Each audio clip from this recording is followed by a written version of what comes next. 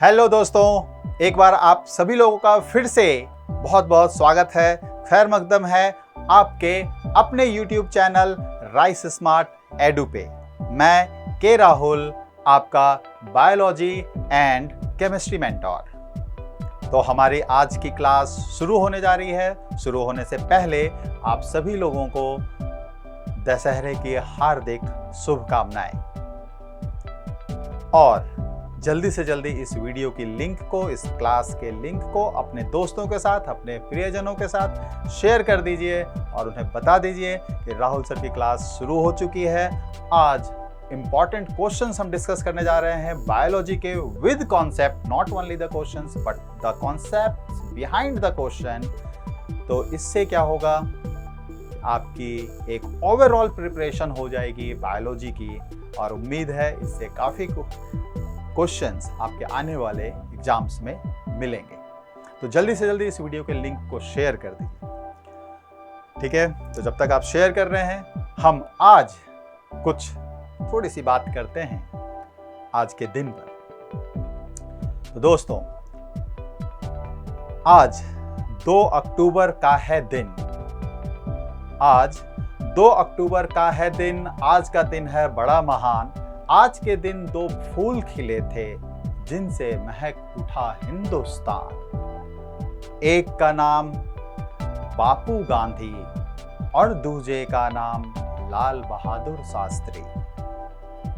एक ने नारा दिया अमन शांति का, एक का नारा जय जवान जय किसान, जय जवान जय किसान। भारत भूमि के इन दोनों सपूतों को हमारा सत सत नमन और हमारी तरफ से श्रद्धा सुमन। तो गांधी जी, इनका जन्म 2 अक्टूबर 1869 को गुजरात में हुआ और लाल बहादुर शास्त्री जी, इनका जन्म 2 अक्टूबर 1904 को उत्तर प्रदेश में हुआ। ये मेरा विषय नहीं है, इसलिए मैं इसमें बहुत ज़्यादा गहराई में नहीं जाऊंगा। बस आज का बहुत बेहतरीन दिन था, ये चीज़ें मैंने आपके साथ शेयर की और आप लोगों के साथ मिलकर हमने भारत के इन दोनों सपूतों को श्रद्धा सुमन अर्पित किया। बस आगे बढ़ने से पहले एक चीज़ आप लोगों से मैं शेयर करूंगा।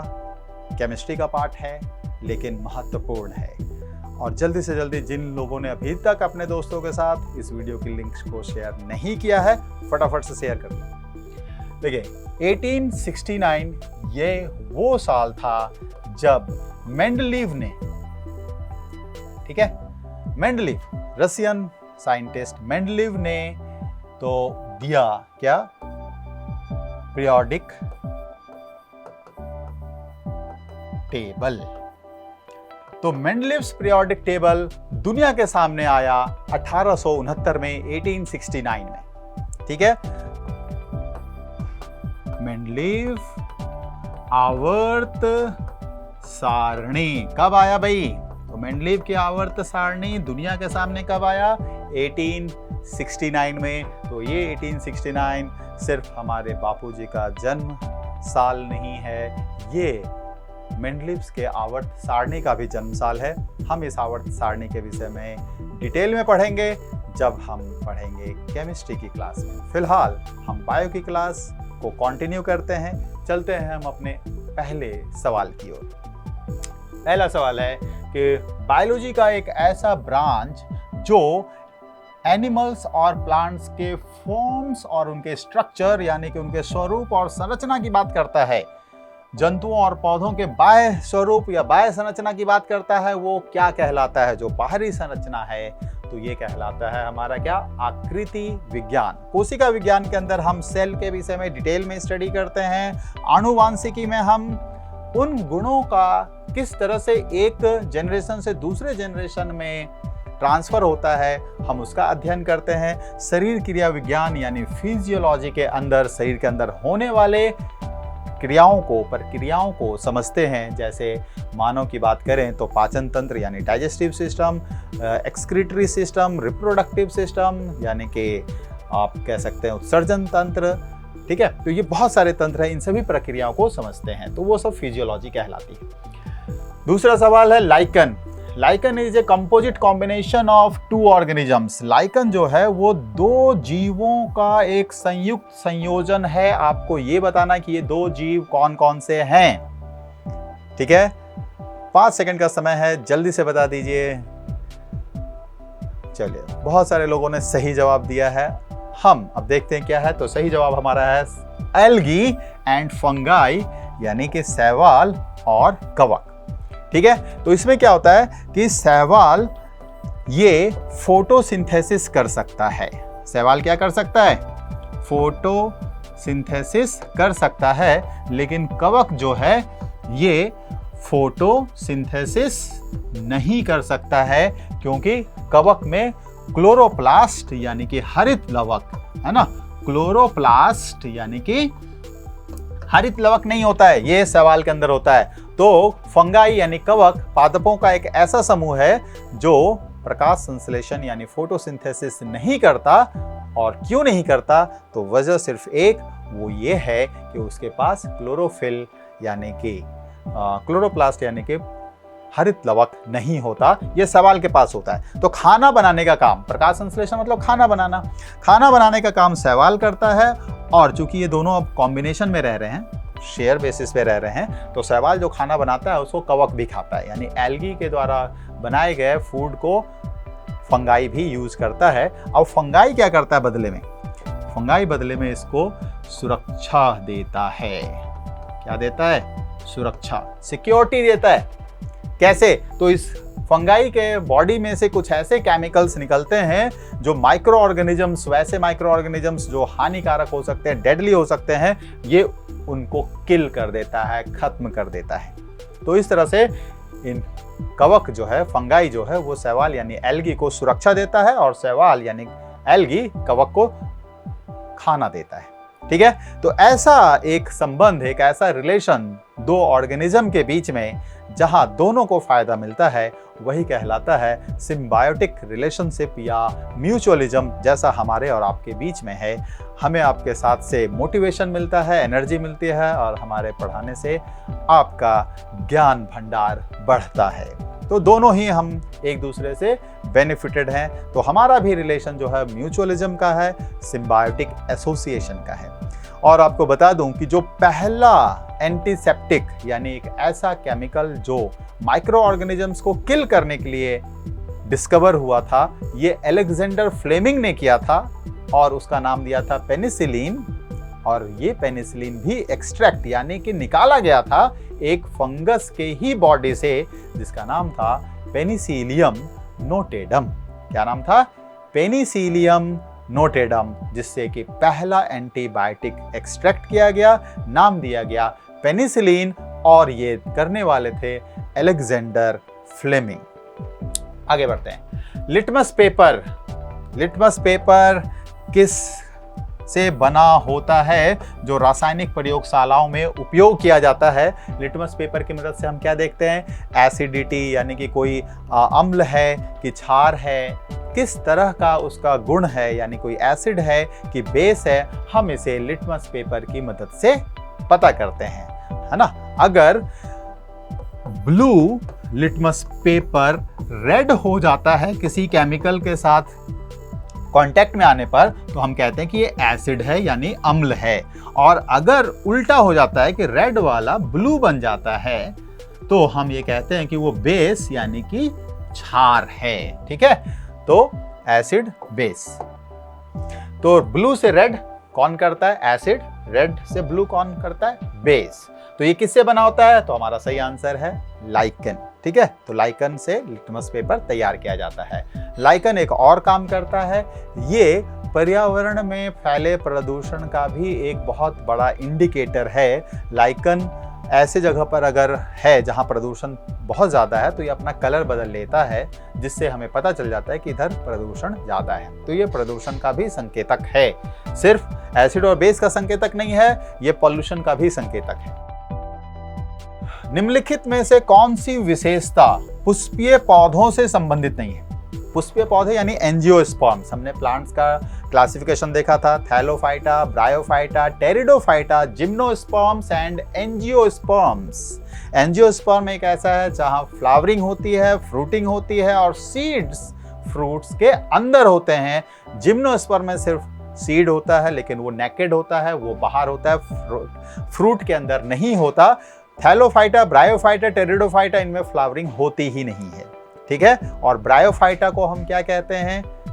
उभयचर, पादप वर्ग का उभयचर, amphibian of the plant kingdom. खैर, हमारा यहाँ है। तो अगर हम बात करें एक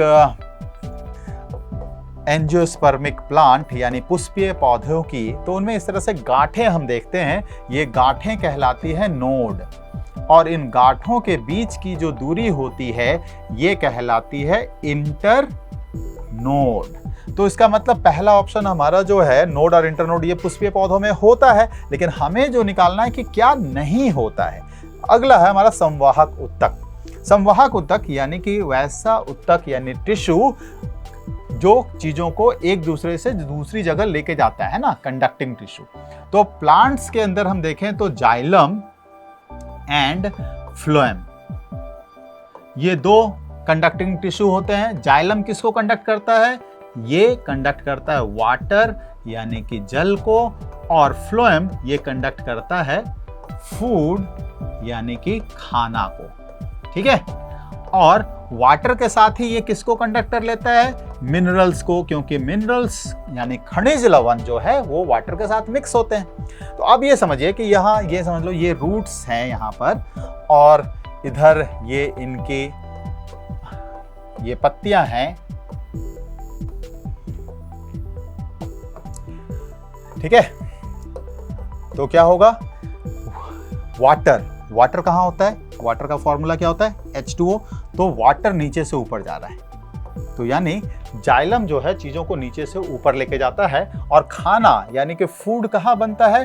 फूड बनता है इन लीव्स में, है ना। जब यहाँ पर सनलाइट इन लीव्स के ऊपर पड़ती हैं, तो सनलाइट इन लीव्स के ऊपर पड़ती हैं तो वहाँ फोटोसिंथेसिस होता है, और फोटोसिंथेसिस से खाना बनता है और वो नीचे की तरफ आता है। तो खाना यानी कि फ्लोएम। और ऐसा नहीं है कि भाई यहाँ से ऊपर भी ले जा सकता है। तो अब ये चीज़ ध्यान में रखिएगा कि फ्लोएम वो बाई डायरेक्शनल है, वो नीचे भी खाने को पहुँचाता है, ऊपर भी पहुँचाता है। लेकिन जाइलम यूनी डायरेक्शनल है, वो रूट से सिर्फ टिप तक पानी और खनिज लवण, वाटर एंड मिनरल्स का संवहन करता है, कंडक्शन करता है। यानी ये चीज भी पुष्पीय पौधों यानी एंजियोस्पर्म्स में प्रेजेंट होते हैं। बीज नग्न होते हैं यानी सीड्स आर नेकेड। अभी आपको बताया नेकेड सीड्स जो प्रेजेंट होते हैं वो जिम्नोस्पर्म्स में होते हैं जो अपुष्पीय पौधे हैं, और मूल रोम की उपस्थिति होती है। मूल रोम क्या होता है? देखिए ये रूट्स हैं मेन। अब इनमें क्या होता है ना, पतले पतले हेयर्स निकले होते हैं, इन्हीं को रूट हेयर्स या मूल रोम कहते हैं। तो ये आपके हैं क्या? ये कहलाते हैं रूट हेयर्स या फिर मूल रोम्स। और जड़ों के अंदर अगर बात की जाए तो मूल रोम ही है जो मुख्यतः वाटर एब्जॉर्ब करता है। रूट हेयर से जो वाटर एब्जॉर्ब करता है फिर वो रूट को देता है, और रूट से होते हुए वो प्लांट के डिफरेंट पार्ट्स में पहुंचता है, ठीक है। तो सही आंसर हमारा है सीड्स आर नेकेड। ये एंजियोस्पर्म्स यानी पुष्पीय पौधों में, फ्लावरिंग प्लांट्स में नहीं होता। फ्लावरिंग प्लांट्स में सीड्स कैसे होते हैं? वो कवर्ड होते हैं यानी फ्रूट्स के अंदर होते हैं, हम बाहर से नहीं देख सकते। The unicellular alga used to supply and regulate the oxygen in space program, यानी अंतरिक्ष कार्यक्रमों में ऑक्सीजन की आपूर्ति और नियमन के लिए इस्तेमाल किए जाने वाला एक कोशीय शैवाल। बड़ा इंपॉर्टेंट क्वेश्चन है। ये एक एल्गी है, लेकिन ये एल्गी ऐसा है जो इतनी मात्रा में ऑक्सीजन उत्पन्न करता है कि इसको कई बार अंतरिक्ष में लेके जाते हैं वहां इसे कल्टीवेट करके रखते हैं, और वो ऑक्सीजन की कमी को पूरा करता रहता है। इतना ऑक्सीजन ये जनरेट करता है। तो इसका आंसर हमारा है क्लोरेला, ठीक है। तो क्लोरेला एक ऐसा यूनिसेल्युलर एल्गी है जो स्पेस प्रोग्राम में यूज किया जाता है, और इससे काफी ऑक्सीजन हमें मिलता है। Which of the following characteristics are applicable only for birds? निम्नलिखित में से कौन सी विशेषताएं केवल पक्षियों के लिए लागू होती हैं? अब एक बार आप दिमाग घुमाइए। हम अपनी लाइफ में बहुत सारे पक्षियों को देखते हैं। बहुत ऐसे पक्षी हैं जो उड़ नहीं सकते, फ्लाइटलेस बर्ड्स, है ना। तो हमारे आपके जीवन की बात करें तो मुर्गियां भी हम कह सकते हैं ये फ्लाइटलेस बर्ड्स के अंदर आती हैं, ये लंबी उड़ान नहीं भर सकती। ऐसा ही अगर हम बात करें तो एक ऑस्ट्रिच है जो बहुत बड़ा पक्षी है, और इसका जो अंडा है, ऑस्ट्रिच का अंडा, वो दुनिया का सबसे बड़ा अंडा होता है। और अगर हम बात करें सजीवों के जगत की तो ये सबसे बड़ा एक कोशीय सेल है, एक सिंगल सेल, जो लार्जेस्ट सिंगल सेल है वो ऑस्ट्रिच का एग है। चलिए, गर्म रक्त और 3 कक्षीय हृदय की उपस्थिति, क्या ये ऑप्शन सही है कि वार्म ब्लडेड होता है और 3 चैम्बर्ड हार्ट होता है? तो भाई बर्ड्स तो वार्म ब्लडेड होते हैं, 2 तरह का एनिमल होता है, warm blooded and cold blooded. Warm blooded किसे कहते हैं? वार्म ब्लडेड उन्हें कहते हैं जो एनवायरनमेंट के अकॉर्डिंग अपना टेम्परेचर चेंज नहीं करता, यानी जिसका बॉडी टेम्परेचर फिक्स होता है, लाइक ह्यूमंस। सर्दी हो, गर्मी हो, बरसात हो, कड़ाके की ठंड हो या बहुत जबरदस्त गर्मी हो, हमारे बॉडी का टेम्परेचर नियत होता है, फिक्स होता है 37 डिग्री सेल्सियस, यानी कि अप्रॉक्सीमेटली 98 डिग्री फ़ारेनहाइट, नहीं बदलता। ठीक है, तो वार्म ब्लडेड है, बर्ड्स भी वार्म ब्लडेड हैं, लेकिन बर्ड्स के अंदर ये 3 चैम्बर्ड हार्ट नहीं होते। निम्नलिखित में कौन सी विशेषता है केवल पक्षियों के लिए लागू होता है? ठीक है, तो पंख पक्षियों में होते हैं, और वो क्या गलफड़ों से सांस लेते हैं? क्या वो गिल्स की मदद से सांस लेते हैं? तो नहीं, है ना, गिल्स की मदद से सांस, तो ये प्रॉपर्टी मैच नहीं कर रहा है। यहां पर ये प्रॉपर्टी मैच नहीं कर रहा है कि उसमें 3 कक्षीय हृदय होते हैं, जी नहीं, ये मैच नहीं कर रहा। पंख होते हैं लेकिन गलफड़ों से वो सांस नहीं लेते। गलफड़ों से सांस कौन लेते हैं? मछलियां। Very good. ठंडे खून, अभी हमने देखा कि गर्म खून होता है, तो इसका मतलब ठंडे खून, ये प्रॉपर्टी फिर बर्ड्स से मैच नहीं हो रही है कि बर्ड्स जो हैं ये कोल्ड ब्लडेड नहीं हैं, लेकिन अंडे देना ये इनकी प्रॉपर्टी है, बट ये भी नहीं। लेकिन अब हम देखें तो अंडे देना और गर्म खून, ये दोनों ही प्रॉपर्टी, यानी कि एग लेइंग है, सभी बर्ड्स अंडे देते हैं, और वो वार्म ब्लडेड होते हैं, ये प्रॉपर्टी बर्ड्स से मिलती जुलती है। Next, which of the following is the correct sequence of level of hierarchy? हमने क्लासिफिकेशन पढ़ा, वर्गीकरण पढ़ा। हमने क्या देखा था कि हम किस तरह से जीवों का वर्गीकरण करते हैं, है ना। तो वो हम ऊपर से नीचे की तरफ आते हैं, बड़े से छोटे समूह की तरफ आते हैं। तो हमने देखा किंगडम होता है, फिर फाइलम या उसके अंदर डिवीजन होता है, फिर ऑर्डर होता है। ठीक है, ऑर्डर के बाद हमारा फैमिली होता है, क्लास होता है। तो ऐसे क्लासिफिकेशन हमने देखा था। तो यहाँ पर अब हम देखें कि इसमें से कौन सा पदानुक्रम हमारा सही है। तो सबसे पहले क्या हमारा होता है? फाइलम, इसके बाद क्लास, फिर ऑर्डर, फिर फैमिली, देन जीनस, यानी कि संघ, वर्ग, गण, कुल और वंश। इसके बाद जो लास्ट में आता है स्पीसीज, यानी कि जाति। ठीक है, तो ये हमारा इसका सही answer. You are observing a non chlorophyllous यानी जिसमें हरा रंग नहीं होगा, यानी उन पादपों में, यानी कि यहाँ क्या है, आप इसको ऐसे कह सकते हैं कि बिना हरित लवक के। ठीक है, या फिर आप इसे कह लें बिना पर्ण हरित के, बिना पर्ण हरित के या बिना हरित लवक के। यूकैरियोटिक जीव है। यूकैरियोटिक मतलब जिसके न्यूक्लियस के अराउंड एक प्रोमिनेंट मेम्ब्रेन होगा, यानी कि आप यहां पर ये कह सकते हैं कि यहां क्या होगा, presence of nuclear membrane.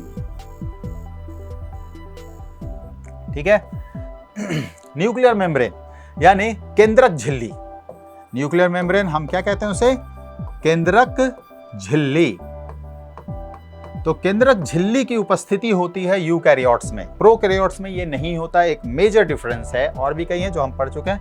Chitinous कोशिका, काइटिनस यानी कि काइटिन, ये एक केमिकल है जिससे कि हमारी कोशिका भित्ति बनी हुई है।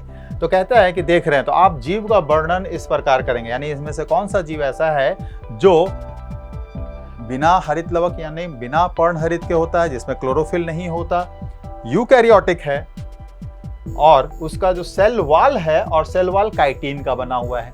है ना। तो ये सारे गुण बताए गए हैं। तो कहता है कि बताइए ये जो आपके सामने ऑप्शंस हैं, कौन सा ऐसा ऑप्शन है जो इन सभी गुण को कैरी कर रहा है, इन सभी कैरेक्टरिस्टिक्स को वो कैरी कर रहा है। तो हम अगर सबसे पहले देखें तो प्रोटोजोआ को हम साइड कर दें, है ना, प्रोटोजोआ को हम साइड कर दें। क्यों साइड कर दें? क्योंकि प्रोटोजोआ एक एनिमल का समूह है और एनिमल्स में कोशिका भित्ति यानी कि सेल वॉल नहीं होते हैं। तो यहां तो हमारा सेल वॉल होना है, और वो भी क्या? काइटिनस।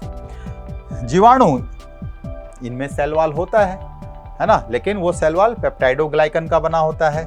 शैवाल, इसमें भी सेल वॉल होता है, लेकिन ये सेल वॉल जनरली सेलुलोज का, गैलेक्टेंस का, मैनेंस का, इन सब का बना होता है। तो लेकिन हमें तो काइटिन वाला चाहिए, तो काइटिन वाला जो है वो किसमें है? वो है फंगस में। तो इसका सही आंसर हमारा है fungus. Next, which one of the following animal has a 3 chambered heart? है ना, जैसे हम बात करें इंसानों की भी, तो हार्ट ऐसा होता है। तो ये हमारा पहला चैम्बर, दूसरा चैम्बर, तीसरा चैम्बर, चौथा चैम्बर। ठीक है, नीचे वाले को वेंट्रिकल, ऊपर वाले को ऑरिकल हम कहते हैं। ठीक है, तो तीन होगा। तो इसमें क्या होगा कि हमारा ये वेंट्रिकल, इसमें ये हुआ, तो ये हमारा 1 2 3। तो 3 चैम्बर किसमें? तो देखिए, स्कॉलियोडोन, क्या ये होगा? पिजन होगा? क्या ह्यूमन होगा? या सैलामेंडर?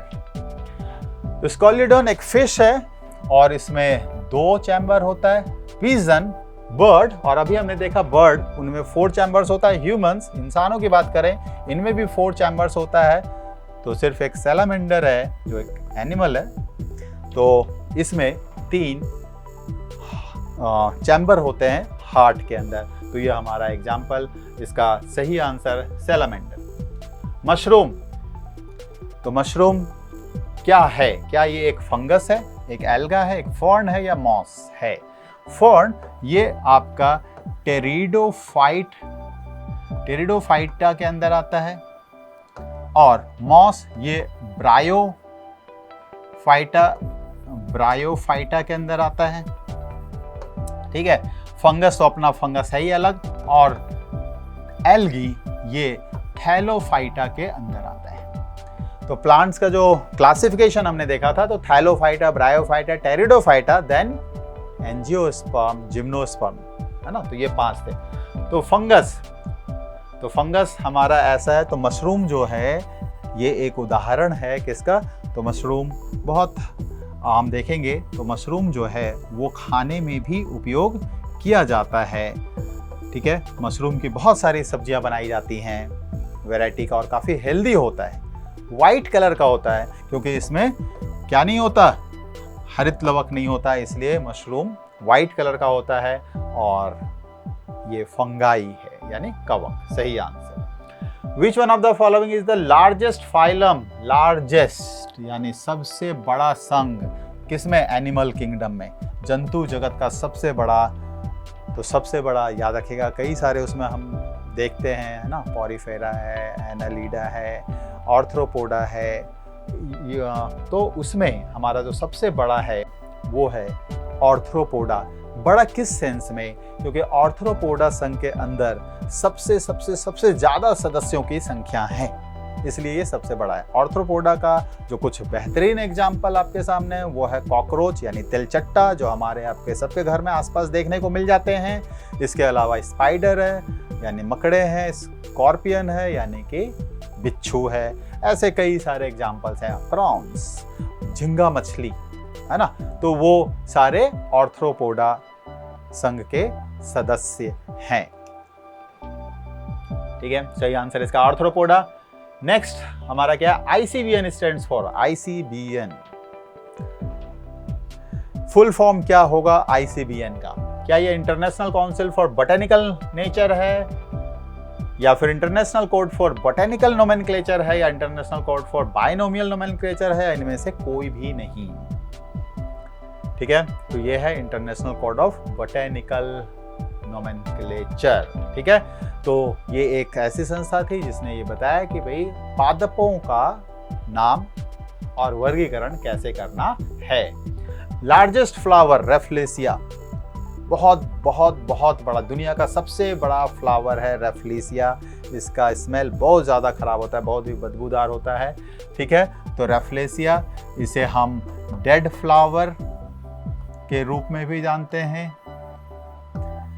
ठीक है, ये सबसे बड़ा है। तो कहता है ये क्या है, एक पार्शियल स्टेम पैरासाइट। पैरासाइट, अभी जैसे हमने सिम्बायोटिक एसोसिएशन की बात की थी, जहां दोनों जीवों को फायदा होता है, ये पैरासिटिक एसोसिएशन की बात है, पैरासिटिज्म की बात है, जहां फायदा एक को होगा दूसरे को नुकसान होगा। जैसे हम अपने डेली लाइफ की बात करें तो मॉस्किटो हमें बाइट करके चला जाता है, मच्छर हमें काट के चला जाता है, वो हमारा खून चूस लेता है, फायदा हुआ मॉस्किटो का, मच्छर का, लेकिन नुकसान होता है हमारा। पैरासिटिज्म में नुकसान भी होगा, दूसरे का नुकसान होगा, एक का फायदा होगा। ठीक है, ये ध्यान में रखना है। ठीक है, इसके अलावा दूसरे और भी ऐसे पैरासाइट्स हैं, जैसे हम खटमल काट खाता है, जुएं होती हैं वो, तो वो अपना फायदा कर लेते हैं लेकिन हमें नुकसान पहुंचा देते हैं। ठीक है, तो क्या ये एक पार्शियल स्टेम पैरासाइट है, यानी क्या ये दूसरे पौधों के तने के साथ जुड़कर उनसे खाना या कुछ चीज लेता है, या टोटल, यानी ये पूरी तरह से दूसरे के ही तने पर, उसके स्टेम पर आश्रित है। पार्शियल मतलब थोड़ा सा तो खुद कर लिया, दूसरा थोड़ा सा दूसरों से लिया, या फिर वो उनके जड़ के साथ जुड़ा हुआ है, चाहे वो पूर्ण रूप से या आंशिक रूप से। तो ये किस तरह का पैरासाइट है, क्या ये तनों से जुड़ा हुआ है या जड़ों से जुड़ा हुआ है किसी दूसरे प्लांट के? अगर तने से जुड़ा हुआ है तो क्या आंशिक रूप से या पूर्ण रूप से? अगर जड़ों से जमा हुआ है तो पूर्ण रूप से या आंशिक रूप से? तो ये एक पूर्ण जड़ परजीवी है। दैट मीन्स ये अपना खाना खुद नहीं बनाता, ये पूरी तरह से अपने खाने के लिए अपने आसपास के जो बड़े बड़े प्लांट्स होते हैं उनके जड़ के साथ जुड़कर अपना खाना लेता रहता है। ठीक है, तो ये एक पूर्ण जड़ परजीवी है। इसके जो फूल है रेफ्लेसिया प्लांट का, इसका साइज काफ़ी बड़ा होता है, बहुत ही बड़ा है ना, लगभग ये और इसका वजन जो है वो लगभग 15 किलो तक हो सकता है, तो बहुत हैवी वेट भी होता है इस फ्लावर का। पॉन्ड सिल्क या जल रेशम किसका सामान्य नाम है? क्लोरेला, स्पाइरोगायरा, सिलेजिनेला या स्पॉन्जिला, है ना। कि कौन सा पॉन्ड सिल्क है, ये हमारे आसपास है। जो भी आप लोग अगर कोई थोड़ा सा भी रूरल एरिया बैकग्राउंड में है तो बारिश के समय में कहीं पानी जमा हो जाता है और वहाँ पर आप देखेंगे कि बहुत पतला सा तार जैसा जो है ग्रीन कलर का एक काई सा जम जाता है पानी के अंदर, है ना, जिसको अगर आप पकड़ के ऐसे निकालेंगे तो ऐसा लगेगा किसी की बाल पकड़ के हमने निकाल ली हो। तो आसपास हमारे बड़ा कॉमनली ये मिल जाता है। तो ये है हमारा तो पॉन्ड सिल्क, तो ये हमारा है स्पाइरोगायरा, जिसे हम पॉन्ड सिल्क या जल रेशम के नाम से जानते हैं, क्योंकि बहुत देखने में बिल्कुल रेशम की तरह स्लिपरी और वैसे ही धागा थ्रेड नुमा होता है। Which of the following is not a bird? इनमें से कौन सा एक बर्ड नहीं है? अभी हमने बात की थी ऑस्ट्रिच, ये एक बर्ड है, लेकिन किस तरह का बर्ड है? ये फ्लाइटलेस बर्ड है। मीन्स ये उड़ नहीं सकता लेकिन ये बहुत तेज दौड़ सकता है। लोग बाग इस पर बैठ के घुड़सवारी भी टाइप करते हैं। एमू, ये भी एक फ्लाइटलेस बर्ड है। कीवी, ये भी एक फ्लाइटलेस बर्ड है। बैट यानी चमगादड़, हमारे आसपास हमने बहुत देखा होगा, जैसे ही शाम ढलती है तो जरूर चमगादड़ उड़ते हुए हमने देखा होगा, बहुतों ने देखा होगा। तो क्या है ये? तो वैसे तो मैंने सबके आगे बर्ड लिखा, तो आपको भी लगता होगा तो भाई बैट जो है नॉट अ बर्ड, तो आपको भाई ये तो उड़ता हुआ दिख रहा है ना। तो अगर हम देखें तो ये जो है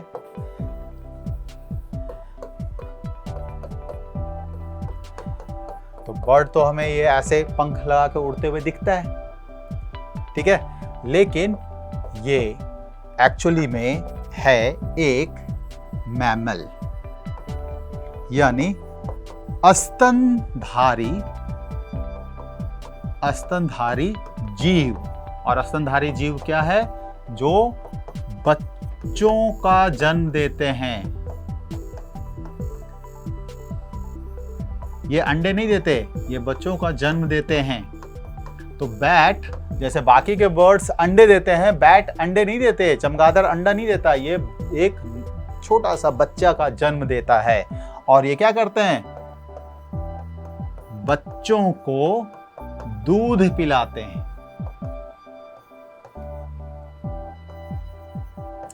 दूध पिलाते हैं, ठीक है।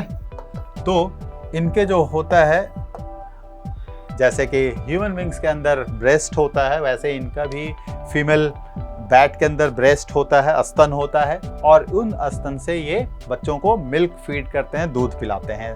तो बैट देखने में आपको लगता है कि एक बर्ड है, लेकिन ये बर्ड ना होकर ये क्या है, एक मैमल है, एक स्तनपायी जानवर है, ठीक है। तो करेक्ट आंसर इसका बैट है। Next, which of the following is a non poisonous snake. Non poisonous snake, गैर जहरीला सांप जिसमें जहर नहीं होता है। ड्रायोफिस, गांव घर में इसको जो है वो सुगिया सांप के तौर पे हम जानते हैं।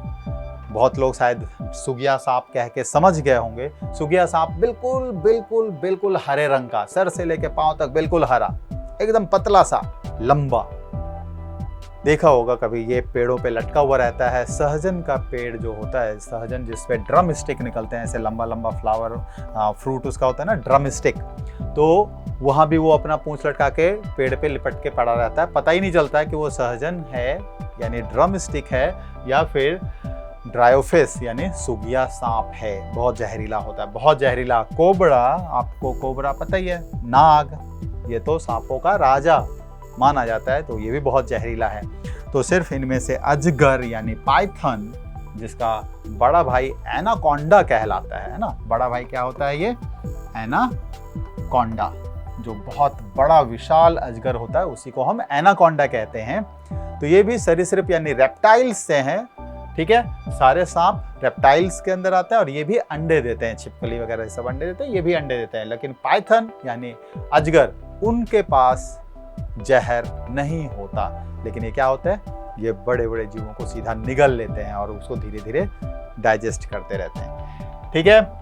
तो कैसा लग रहा है सभी लोगों को? थोड़ा सा मोनोटोनस हो गया होगा कि बहुत ज़्यादा देर तक लगातार बैक टू बैक क्वेश्चन चल रहा है। तो मेरी कोशिश थी कि मैं ज़्यादा से ज़्यादा आप लोगों को क्वेश्चन की प्रैक्टिस करा दूँ, उसके पीछे का कॉन्सेप्ट समझा दूँ, ताकि अगर एग्जैक्टली यही क्वेश्चन आता है तो वेल एंड गुड। अगर उस क्वेश्चन वैसा नहीं आया बट उसके पीछे के कॉन्सेप्ट पर आया, तब भी आपके लिए खुशखबरी होगी कि चलो आपने वो क्वेश्चन और उसके पीछे का कॉन्सेप्ट तो समझा था, ठीक है।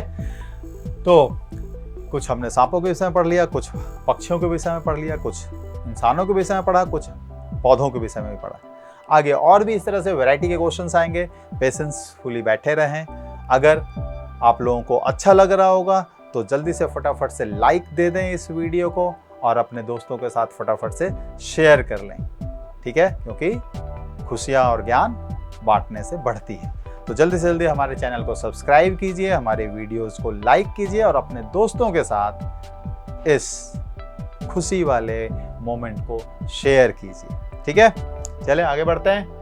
Which one is the connecting link between chordates and non chordates, यानी कि कशेरुकी और अकशेरुकी के बीच में कौन संयोजक कड़ी है?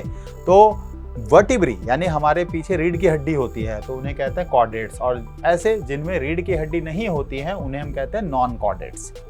तो हमेशा एक ग्रुप से जब दूसरे ग्रुप में जाते हैं तो बीच में एक ऐसा जीव आता है, एक ऐसा एनिमल आता है जिसमें ना दोनों की खासियत होती है, ठीक है, दोनों की खासियत होती है। जैसे अगर हम बात करें आर्कियोप्टेरिक्स की,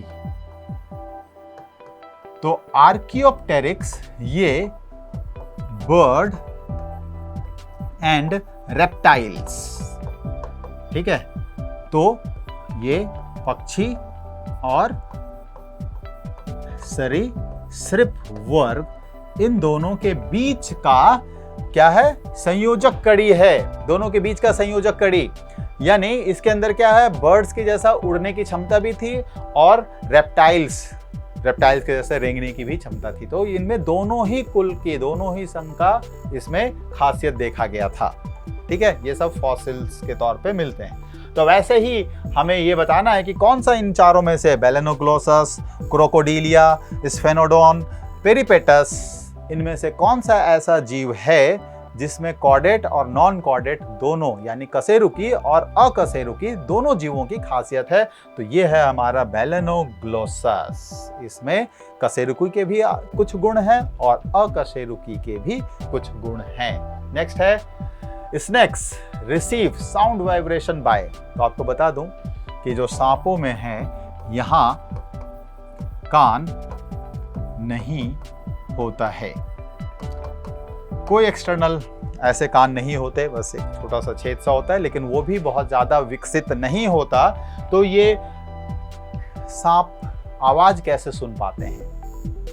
तो ये आवाज सुन पाते हैं सिर्फ किसके द्वारा? अपने शरीर के द्वारा। जब कोई दौड़ लगाता है और जमीन पर कंपन पैदा होती है, जो वाइब्रेशन पैदा होता है, इसका शरीर उन वाइब्रेशंस को फील करके एनालाइज करता है कि क्या ये जो कंपन हो रही है, जो कंपन उनकी तरफ आ रही है, ये उनके लिए खतरनाक है ना? क्या ये उनका शिकार है या उनके लिए शिकारी है? तो अगर शिकारी हुआ तो भाग लेगा, अगर शिकार हुआ तो इंतजार करेगा कि चलो कोई तो आ रहा है जिसको अब हम खाएंगे, डिनर करेंगे। ठीक है। मार्सुपियल कंगारू इज कंगारू, देखा होगा, ऑस्ट्रेलिया का एक बहुत ही फेमस एनिमल। अभी पीछे न्यूज में भी आ रहा था कि नोएडा के अंदर भी देखा गया, वहां से लेकर आया गया था कंगारू को किसी तरह। तो नोएडा के रोड पर भी कंगारू दौड़ते भागते देखे गए, है ना। तो ये जो एनिमल्स रैकेट होते हैं जो एक जगह से दूसरी जगह लेके जाते हैं, तो यहाँ पर जी भी नहीं सकते हैं कंगारू। तो ये सिर्फ ऑस्ट्रेलिया के अंदर होते हैं, इसलिए आप देखते हैं ऑस्ट्रेलियन टीम, क्रिकेट टीम को या उनके जनरली जो भी ऐसे टीम, उनको कंगारू कहा जाता है। ठीक है। तो क्या है ये? ओविपेरस अंडयुज जंतु, यानी अंडयुज जंतु मतलब क्या? सिर्फ अंडा देने वाला, है ना। अंडयुज जंतु मतलब क्या हो गया? सिर्फ अंडा देने वाला। जरायुज जंतु यानी बच्चा देने वाला, जो बच्चे का जन्म देगा। या अंड जरायुज जंतु। तो अंड जरायुज जंतु इन दोनों के बीच का होता है। तो अंड जरायुज जंतु यानी ओविविपेरस क्या क्वालिटी होती है? कहता है कि अगर हम एक कंगारू को देखें तो हमसे भी ज़्यादा लंबा होता है, लेकिन जब उसका बच्चा होता है आप उसको अपनी हथेली पे रख सकते हैं, एक चूहे के छोटे बच्चे के जैसा होता है। तो बेसिकली कंगारू जो है एक अविकसित बच्चे को जन्म देता है, अनडेवलप्ड चाइल्ड होता है। जिस तरह से हमारे बच्चे पूरी तरह से विकसित होते हैं वैसा नहीं होता है, अभी तक वो पूरी तरह से ग्रो अप नहीं होता है, लेकिन उसके पहले उसका जन्म हो जाता है। तो भगवान ने फिर क्या है, एक थैली तो माँ के अंदर दिया जिसको आप यूटेरस या गर्भाशय कहते हैं, बट वो वहाँ तो रह न पाया पूरी समय तक, जब तक कि पूरा विकास होता वो उसके पहले वहाँ से बाहर आ गया। तो इन्होंने क्या है कि कंगारू के शरीर में एक और थैला दिया है ना, डोरेमोन के जैसा थैला। जैसे पेट में डोरेमोन का थैला होता है ना, वैसे ही कंगारू के बॉडी में भी थैला होता है, और यहाँ पर उस थैले को हम कहते हैं मार्सुपियल। ठीक है। तो वहां वो बच्चा बैठा रहता है। और अब कंगारू भी एक मैमल्स है। ठीक है। ये किस कैटेगरी का होता है? तो ये भी एक मैमल है। मैमल यानी कि एक स्तनपायी जीव है। तो स्तनपायी जीव है तो इसके स्तन हमें ऐसे तो दिखते नहीं, तो एक्चुअली इसके स्तन इसी पॉकेट के अंदर होते हैं और इनका बच्चा वहीं बैठ के दूध पीता रहता है और बड़ा होता रहता है।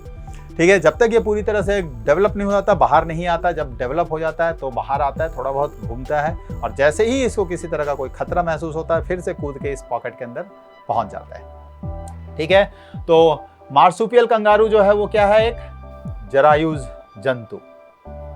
Which one of the following is not a chordate? इनमें से कौन सा एक है जो कॉर्डेट नहीं है? यानी कॉर्डेट यानी रज्जुकी, या जिसमें कशेरुकी यानी रीढ़ की हड्डी किसमें नहीं है? तो सांप। कभी आपने देखा होगा, जनरली सांप में भी हड्डियां होती हैं, रीढ़ की हड्डी होती है। डॉल्फिन एक मैमल है, स्तनधारी है, तो इसमें भी जीव रीढ़ की हड्डी होती है। शार्क ये भी मैमल है। तो आप ये समझ जाइएगा कि ये मैमल है, ये भी हमारा क्या है? मैमल है। ठीक है, स्नेक ये एक रेप्टाइल है, यानी सरीसृप वर्ग का है। डॉल्फिन और शार्क ये देखने में फिश के जैसे हैं, ऐसा लगता है कि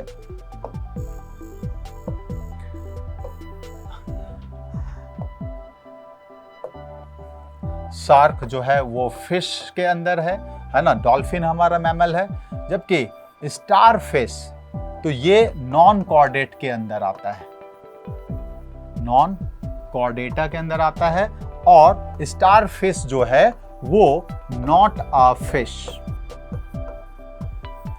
यानी कि ये मछली नहीं है, लेकिन फिर भी ये जल की ही रानी है, यानी स्टारफिश पानी के बाहर नहीं सरवाइव कर सकता। ठीक है, डॉल्फिन्स वगैरह सांस लेने के लिए पानी के बाहर आते हैं, तो पानी के बाहर आने का मतलब ये नहीं कि बाहर आके तफरी कर रहे हैं, घूम रहे हैं, नहीं। जो डॉल्फिन्स जंप लगाते हैं बेसिकली उसी समय वो सांस अपना लेते हैं। व्हेल ये भी एक मैमल है, फिश नहीं है। व्हेल भी एक मैमल है, फिश नहीं है। वो भी ऊपर आते हैं सांस लेने के लिए, उनके सर के ऊपर एक होल होता है जहां से वो पानी लेके फेंकते हैं इसे, है ना, तो सांस छोड़ते हैं, लेते हैं। तो वो भी क्या होता है, पानी के ऊपर आके एक लंबी सांस लेते हैं और फिर पानी की गहराइयों में चले जाते हैं, फिर कई घंटों तक उनको सांस लेने की जरूरत नहीं पड़ती। लेकिन ध्यान रखिएगा कि डॉल्फिन और व्हेल अगर ये पानी में लंबे समय तक रह गए तो ये पानी में डूब जाएंगे बिना सांस के।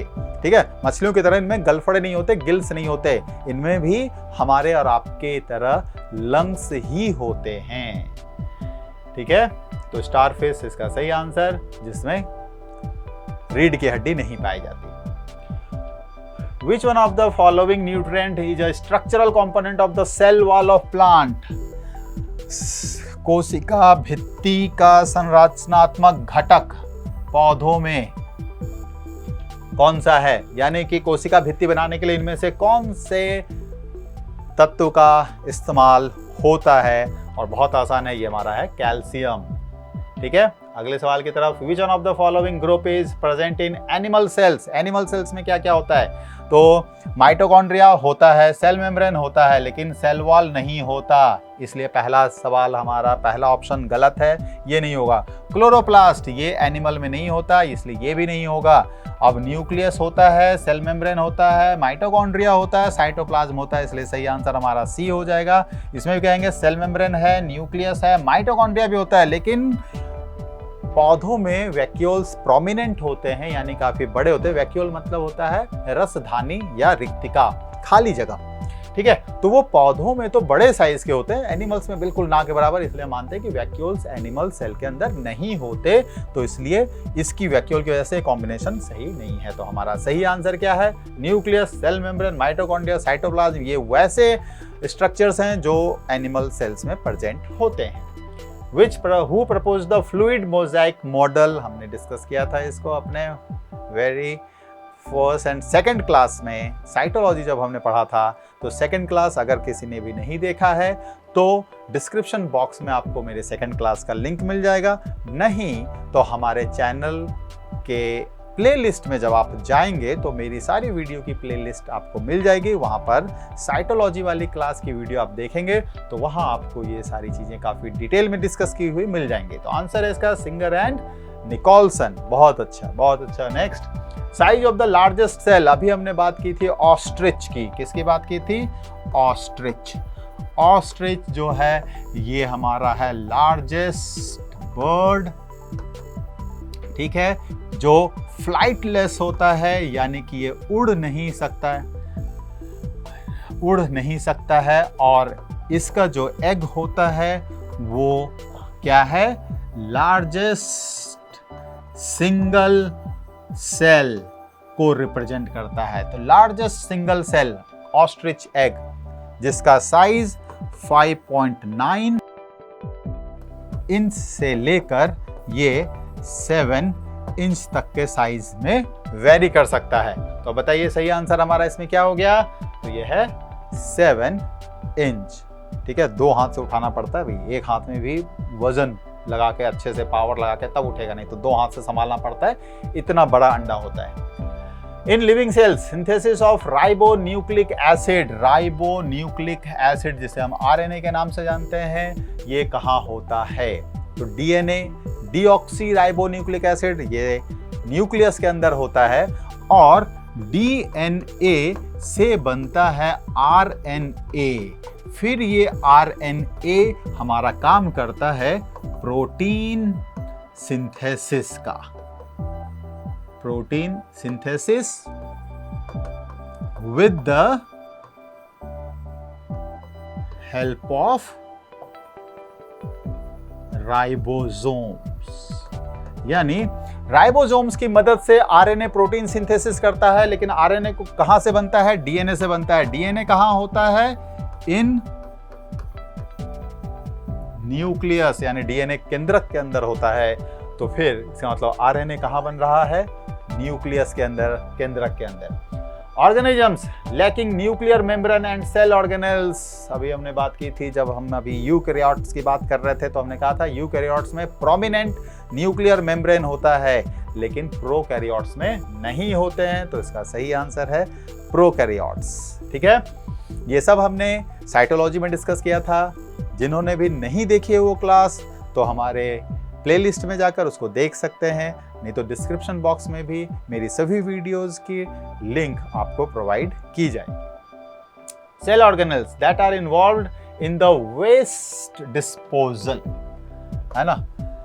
तो अपशिष्ट निपटन प्रणाली, आप देखते हैं शहरों में भी, गांव में भी, कस्बों में भी आजकल कचरे वाली गाड़ी आती है ना, कि कचरा वाला आया कचरा निकाल। तो वो कचरे वाली गाड़ी आती रहती है, उसमें गाना बजता रहता है कि कचरा वाला आया जल्दी कचरा निकाल। तो वो निकाल के हम उस पर डाल देते हैं, वो उसको मैनेज करते हैं जैसे भी होता है। कुछ रिसाइक्लेबल होता है, नॉन रिसाइक्लेबल होता है, उनको अलग करते हैं। खैर, तो हमारे बॉडी के जो सेल हैं वहाँ भी एक ऐसा स्ट्रक्चर है जो इन वेस्ट डिस्पोजल सिस्टम को मैनेज करता है, और वो है हमारा लयनकाय यानी लाइसोसोम, जिसे सुइसाइडल बैग भी कहते हैं, यानी कि आत्महत्या की थैली के नाम से भी जाना जाता है। तो अगर क्वेश्चन यह आए कि बताइए हमारे सेल के अंदर कौन है जो आत्महत्या की थैली कहलाता है, तो वो है लयनकाय यानी लाइसोसोम। क्यों? क्योंकि इसके अंदर ऐसे केमिकल होते हैं कि अगर ये फट गया तो हमारा पूरा सेल गया। अगर ये फट गया तो हमारा पूरा सेल गया, यानी मर गया। इसलिए इसको आत्महत्या की थैली कहते हैं। तो अगर कोई ऐसा सेल जो काफी डैमेज हो चुका है और हमारे लिए खतरनाक हो सकता है, तब ये लाइसोसोम अपने आप को बर्स्ट करता है, केमिकल बाहर निकलता है, उस सेल को पूरी तरह से डैमेज कर देता है, खत्म कर देता है, और हम उस डैमेज सेल से बीमार पड़ने से बच जाते हैं। न्यूक्लियर मटेरियल विदाउट कवर, बिना आवरण के केंद्रक। तो बिना आवरण के केंद्रक प्रोकैरियोट्स में होते हैं, और प्रोकैरियोट्स के उदाहरण है जीवाणु यानी कि बैक्टीरिया, और बीजीए यानी कि ब्लू ग्रीन एल्गी, नील हरित शैवाल। ये प्रोकैरियोट्स के उदाहरण है। और प्रोकैरियोट्स में जो केंद्रक यानी न्यूक्लियस होता है, उसमें किसी तरह का कोई न्यूक्लियर आवरण यानी न्यूक्लियर मेम्ब्रेन नहीं होता है। Next, nucleus of the cell is discovered by, nucleus किसने डिस्कवर किया था? ये भी हमने साइटोलॉजी में एक बहुत ही लिरिकल तरीके से पढ़ा था। तो न्यूक्लियस की डिस्कवरी की रॉबर्ट ब्राउन ने। ठीक है, नेक्स्ट, अनडिफाइंड न्यूक्लियर रीजन इन ए बैक्टीरिया। अभी जैसे कहा बैक्टीरिया एक प्रोकैरियोट्स का एग्जाम्पल है। दूसरा एग्जाम्पल कौन है? ब्लू ग्रीन एल्गी है। तो अब ये मान लो कि ये एक बैक्टीरिया है, तो यहाँ पर ये इसका डीएनए है, लेकिन इसको कोई सराउंडिंग इसके चारों तरफ नहीं है, कोई मेम्ब्रेन इसको घेरे हुए नहीं है। तो ये अनडिफाइंड रीजन है, ये इधर से उधर मूव करता रहता है। तो उसी के विषय में पूछा जा रहा है कि उस अनडिफाइंड रीजन को जीवाणु में अपरिभाषित केंद्रक क्या कहलाती है? तो ये कहलाती है न्यूक्लियाइड, और इसे हम जीनोफोर भी कहते हैं, है ना। क्या कहते हैं इसे हम? तो ये जीनोफोर भी कहलाती है।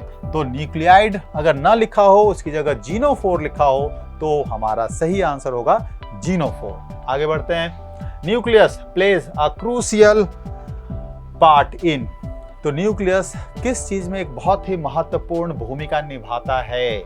तो ये हमारा क्या है, सेलुलर रिप्रोडक्शन। सेलुलर रिप्रोडक्शन यानी जब ये एक सेल हमारा डिवाइड होता है और एक कोशिका से दो कोशिका, 2 से 4, 4 से 8, 8 से 16 ऐसा, तो ये कहलाता है कोशिका विभाजन या सेल रिप्रोडक्शन या कोशिकीय प्रजनन।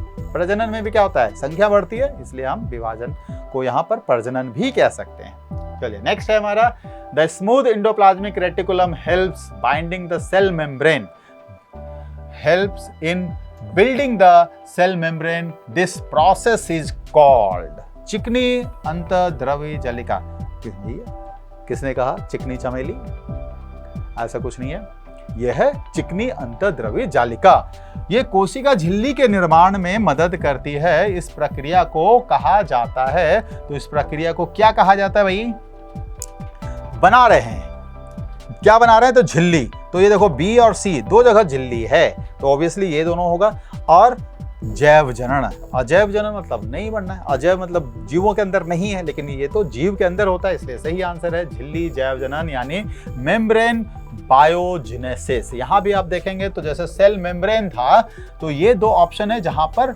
मेम्ब्रेन लगा हुआ है, समझे।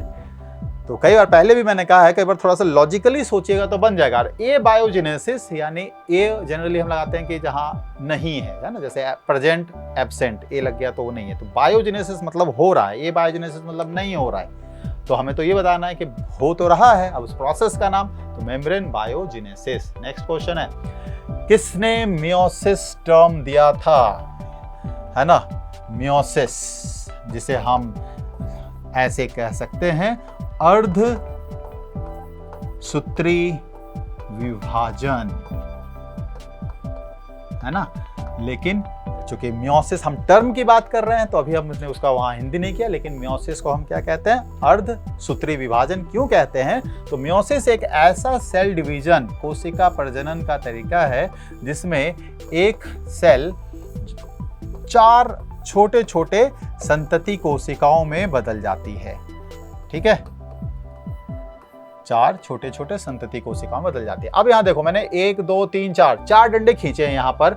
न्यूक्लियस ये सेल है, और ये बीच में यहाँ पर छोटा सा जो बनाया ये क्या है, ये है न्यूक्लियस। इसके अंदर ये क्रोमोसोम दिखा रहा हूँ, थ्रेड के जैसा जो लाइन खींचा है ये क्रोमोसोम है, यानी यहाँ 4 दिखाया है। अब यहाँ देखो यहाँ 2 है, यहाँ 2 है, यहाँ 2 है, तो यहाँ समझ लो कि 2n नंबर ऑफ क्रोमोसोम्स है। तो यहाँ इन सभी संतति कोशिकाओं में यानी डॉटर सेल्स के अंदर जो क्रोमोसोम्स या गुणसूत्रों की संख्या ना आधी हो जाती है, तो हम इसे n से रिप्रेजेंट कर रहे हैं। और इसलिए मियोसिस जो होता है ये होता है सिर्फ जर्म सेल्स यानी जनन कोशिकाओं में। कहाँ होता है मियोसिस भाई, जनन कोशिकाओं में होता है, सिर्फ जनन कोशिकाओं में। जनन कोशिकाओं मतलब शुक्राणु, अगर हम बात करें मेल की तो शुक्राणु, और अगर हम बात करें फीमेल की तो अंडाणु। फिर ये शुक्राणु और अंडाणु मिलते हैं, एक नए जीव का निर्माण होता है। तो n नंबर शुक्राणु का, n नंबर अंडाणु का, दोनों मिल गया, फिर से 2n का जीव बन के तैयार, ठीक है।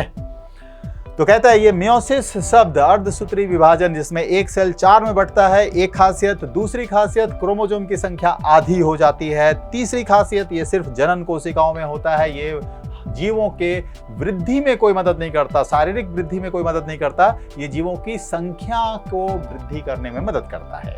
तो ये किसने किया था, फार्मर एंड मूरे ने, ठीक है, याद रखना है, बहुत ही महत्वपूर्ण नाम। Form of cell division which results in creation of gametes और सेक्स सेल्स। गैमेट्स मतलब मेल गैमेट्स की बात करें तो हो गया स्पर्म, फीमेल गैमेट की बात करें तो ओवम। स्पर्म को ही हम कह देते हैं शुक्राणु, ये सेक्स सेल्स भी कहलाते हैं, और ये है आपका अंडाणु, है ना। और अभी जैसे बताया शुक्राणु n नंबर ऑफ क्रोमोसोम्स, अंडाणु n नंबर ऑफ क्रोमोसोम्स, ये दोनों मिलकर बनाएंगे जायगोट, और जायगोट हमारा होता है 2n। अब इसी जायगोट से फिर नए जीव का धीरे धीरे वृद्धि होता है, ठीक है। तो division which results in the creation of gametes और सेक्स सेल्स, तो गैमेट्स बनाने में कौन काम करता है, माइटोसिस या मियोसिस, तो अर्धसूत्री विभाजन यानी कि meiosis. Next, the process of cell division by which most of the cells of the body divide for growth is called. अब ग्रोथ, जैसे भी कहा, मियोसिस शारीरिक वृद्धि में मदद नहीं करता, वो सिर्फ जनसंख्या बढ़ाने में वृद्धि करता है। लेकिन कोशिका विभाजन के बाद कोशिका वृद्धि किसके द्वारा? शरीर की अधिकांश कोशिकाएं वृद्धि के लिए विभाजित होती हैं, तो क्या कहलाती हैं? तो यह है माइटोसिस यानी कि समसूत्री विभाजन। छोटा सा बच्चा, हम भी कभी ऐसे छोटे बच्चे थे, है ना? हम भी अगर बच्चे होते, नाम हमारा होता डब्लू बबलू, खाने को मिलते लड्डू और दुनिया कहती हैप्पी बर्थडे टू यू। कोई बात नहीं, तो हम भी कभी छोटे थे, आज हम बड़े हैं। तो छोटे से तो शारीरिक वृद्धि हुई, ये किसकी वजह से? माइटोसिस यानी कि समसूत्री। समसूत्री क्यों? तो माइटोसिस एक ऐसा है जहां क्या होता है कि एक मदर सेल दो डॉटर सेल यानी एक मातृ कोशिका दो संतति कोशिकाओं में विभाजित होती है। दो संतति कोशिकाएं। मियोसिस में एक का चार, इसमें एक का दो, है ना? रेट कम मिल रहे हैं यहाँ पे।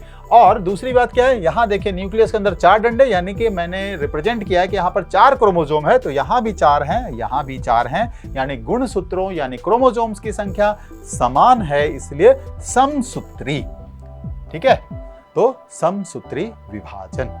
वेरी गुड, आगे बढ़ते हैं। बस हम अपने आखिरी पड़ाव की तरफ पहुंच रहे हैं।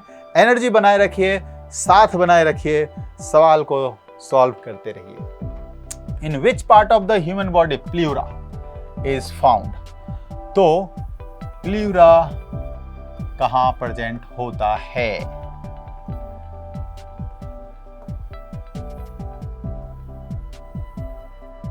है ना? तो ये कुछ आप लोगों को समझ में आ रहा होगा। तो ये हमारा क्या स्ट्रक्चर है? बहुत बढ़िया, यानी कि मेरी ड्राइंग अच्छी है, आप लोगों को पहचान में आ रहा है कि मैंने क्या बनाया। ठीक है, ये हमारे फेफड़े हैं, लंग्स हैं, है ना? ये ट्रैकिया है, ब्रोंकाई है, ब्रोंकियोल्स है, एल्वियोलाई है, और ये हमारा लंग्स का है। इसके ऊपर एक आवरण होता है, उसे ही हम कहते हैं प्ल्यूरा।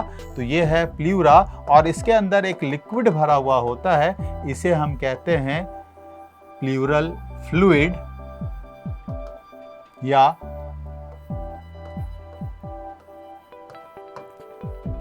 फुफ्फुसीय द्रव। और इनका काम सिर्फ क्या है? फेफड़ों को यानी लंग्स को सुरक्षा देना बाहरी झटकों से। जो शॉक हमें लगता है, कई बार झटके लगते हैं, गिरते हैं, खेलते हैं, मान लो फुटबॉल खेल रहे हो, किसी ने सामने से फुटबॉल को फेंका, हमने कई बार क्या होता है, सामने आता है, कई बार हेड से हम फुटबॉल को रोकते हैं, कई बार हम फुटबॉल को चेस्ट पे रोकते हैं। तो जो झटके लगते हैं उससे डैमेज ना हो हमारा ये इंटरनल ऑर्गन, इसलिए एक प्रोटेक्टिव कवरिंग होती है, तो ये कहलाती है प्ल्यूरा।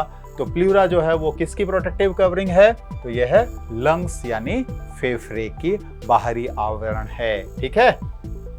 Which of the following aquatic animals does not have gills? Aquatic animals, देखो जलीय जीव हैं, लेकिन जरूरी नहीं कि वो फिश हों। जो फिश होते हैं उन्हीं में गिल्स प्रेजेंट होता है। तो ऑक्टोपस है, व्हेल है, क्लाउन फिश है और स्क्विड है। तो अभी हमने कुछ क्वेश्चन पहले ही चर्चा की थी, तो हमने आपको बताया था कि डॉल्फिन है, व्हेल है। ये देखने में तो ऐसा लगता है कि फिश हैं, क्योंकि पूरा आकृति, बाह्य आकृति उनका फिश के जैसा है, मछलियों के जैसा है, लेकिन ये बेसिकली क्या है? स्तनपायी हैं, मैमल्स हैं। ठीक है, तो स्तनपायी हैं, मैमल्स हैं, तो इनमें गल फड़े नहीं होते, यानी गिल्स नहीं होता। इनमें क्या होता है? तो इनमें होता है लंग्स। और लंग्स अगर है तो ये फिर पानी में सांस नहीं ले सकते, इनको एटमॉस्फेयर में आना ही पड़ेगा। इसलिए डॉल्फिन्स जंप लगाते हैं सांस लेने के लिए, और व्हेल भी टाइम टू टाइम ऊपर आती है, एक लंबी सी सांस लेती है और फिर घंटों के लिए पानी के अंदर चली जा सकती है। एक लंबी सांस कई घंटों तक वो पानी के अंदर रह सकती है। ठीक है, तो इसलिए इसका सही आंसर हमारा क्या है? व्हेल। जो नाम से देख के लग रहा है कि ये तो एक मछली ही है, लेकिन ये पानी में रहते हुए भी मछली नहीं है। Which of the following is the site for aerobic respiration? Respiration, देखिए, तो रेस्पिरेशन यानी कि श्वसन। ठीक है, तो ये रेस्पिरेशन तो अभी क्या होता है कि अगर हम बात करें तो साइटोप्लाज्म यानी कि कोशिका द्रव्य, साइटोप्लाज्म को हम क्या कहते हैं, कोशिका द्रव्य। तो रेस्पिरेशन का एक पार्ट साइटोप्लाज्म में होता है और यहां पर नो O2 नीडेड, यानी साइटोप्लाज्म में जो रेस्पिरेशन का पार्ट होता है वहां ऑक्सीजन की किसी तरह की कोई जरूरत नहीं है, नो O2 नीडेड। ठीक है। दूसरी बात, इस प्रोसेस को हम क्या कहते हैं, प्रोसेस कॉल्ड ग्लाइकोलिसिस। ठीक है। जो साइटोप्लाज्म के अंदर प्रोसेस होता है, रेस्पिरेशन का जो पार्ट होता है वो एक तरह से नो ऑक्सीजन नीडेड, तो हम कह सकते हैं कि ये एब्सेंस ऑफ ऑक्सीजन में होता है और ग्लाइकोलिसिस प्रोसेस कहलाता है क्योंकि यहां पर ग्लूकोज का ब्रेकडाउन होता है। ठीक है। और दूसरा पार्ट जो रेस्पिरेशन का होता है वो होता है इन माइटोकॉन्ड्रिया। ठीक है। तो याद रखिएगा कि ऐसा नहीं है कि सिर्फ माइटोकॉन्ड्रिया में ही रेस्पिरेशन होता है। रेस्पिरेशन दो जगहों पे कंप्लीट होता है, एक माइटोकॉन्ड्रिया के बाहर साइटोप्लाज्म यानी कोशिका द्रव में, ठीक है, और दूसरा माइटोकॉन्ड्रिया के अंदर। तो माइटोकॉन्ड्रिया के अंदर जो होता है तो इसे O2 नीडेड, ठीक है, इसे ऑक्सीजन चाहिए। तो हम जो सांस लेके ऑक्सीजन बॉडी के अंदर दे रहे हैं वो माइटोकॉन्ड्रिया के अंदर पहुंचता है। इस ग्लाइकोलिसिस प्रोसेस के दौरान हमें किसी भी तरह के ऑक्सीजन की कोई जरूरत नहीं होती और यहां पर जो ये होता है इसे हम क्रेब्स साइकिल के नाम से जानते हैं। ठीक है। तो ये क्या है, क्रेब्स साइकिल। यहाँ साइटोप्लाज्म के में क्या होता है, ग्लाइकोलिसिस, और माइटोकॉन्ड्रिया के अंदर क्या होता है, क्रेब्स साइकिल। ये साइंटिस्ट का नाम है। ठीक है। तो which of the following is aerobic. Aerobic मतलब जहां हवा चाहिए, वायुवीय श्वसन, और वायु से मतलब है O2 का। तो फिर ये कौन सा होगा, ए और बी दोनों, कोशिका द्रव्य और सूत्र कणिका, क्योंकि अभी बताया कि जो रेस्पिरेशन है साइटोप्लाज्म और माइटोकॉन्ड्रिया दोनों के अंदर हमारा होता है। ठीक है।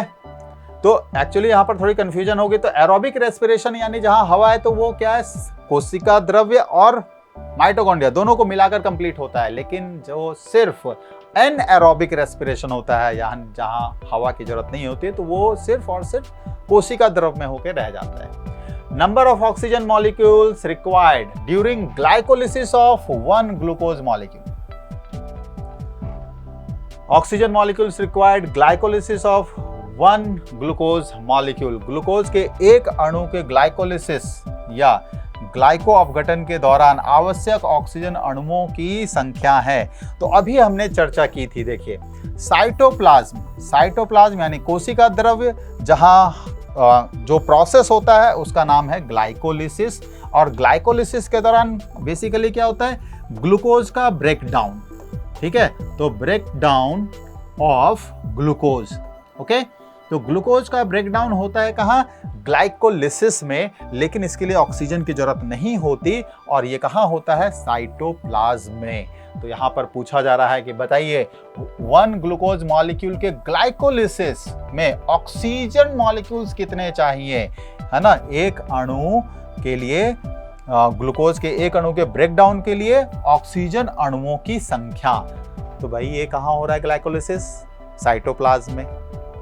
ऑक्सीजन की वहां कोई जरूरत ही नहीं होती, तो यहां क्या हो गया आंसर हमारा, 0। ठीक है। ग्लाइकोलिसिस के दौरान एक भी ऑक्सीजन मॉलिक्यूल की जरूरत नहीं होती। ऑक्सीजन मॉलिक्यूल की जरूरत तब होती है जब वो पहुंच जाते हैं कहां, माइटोकॉन्ड्रिया के अंदर। Glycolysis occurs in which part of the cell. अभी हमने डिस्कस की ग्लाइकोलिसिस कहां होता है, वेरी गुड, ये हमारा साइटोप्लाज्म यानी कोशिका द्रव में होता है। ठीक है।